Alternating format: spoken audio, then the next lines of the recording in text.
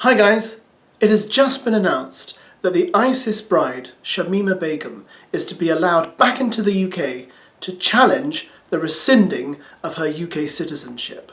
So what do you think? Is this democracy in action or madness? For those of you who can't recall, Shamima Begum was one of these ISIS brides. She left this country, the United Kingdom, in February 2015 to join ISIS in one of their caliphates out in the Middle East. It may have been Syria, it may have been Iraq, I can't remember which one. And then when ISIS collapsed and everything came to an end in terms of ISIS, which I think we were all grateful for, she desperately wanted to come back to the UK and said, oh, I'm done with ISIS, blah, blah, blah. But it didn't work, people weren't convinced, neither was the Home Secretary at the time, who was Sanjay Javid, and her UK citizenship was revoked. Since then, she's been stuck in a camp in Syria, unable to go anywhere until now. And her solicitor said, Miss Begum has never had a fair opportunity to give her side of the story. She's not afraid of facing British justice. She welcomes it, but the stripping of her citizenship without a chance to clear her name is not justice, it's the opposite.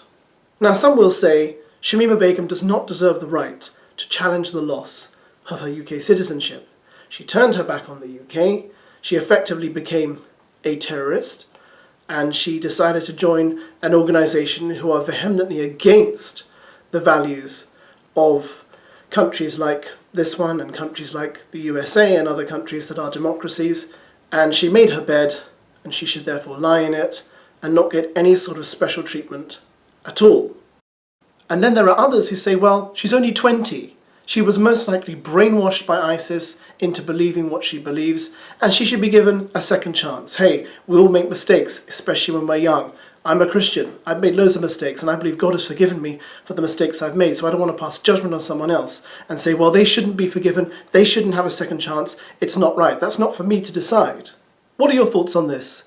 Leave them in the comments section below. I'll respond if I can. Before I go, I should say that I did try and look on social media to see if I could find anything from Shamima Begum herself in regards to this. So I did go on her Twitter page. And I'm not sure if these Twitter pages under her name on Twitter with her picture are actually her. But anyway, here's the last tweet on one Twitter page which bears her picture and says it's in Syria and has lots of followers. She tweeted on February the 14th. It says, might become a transgender. So I'm not really sure how that helps the situation much at all. Here's another tweet from a Twitter account claiming to be Shamima Begum, bearing her picture again, and this one is from January the 29th, and the tweet reads, I bet whoever named it coronavirus is kicking themselves for not calling it Kung Flu instead.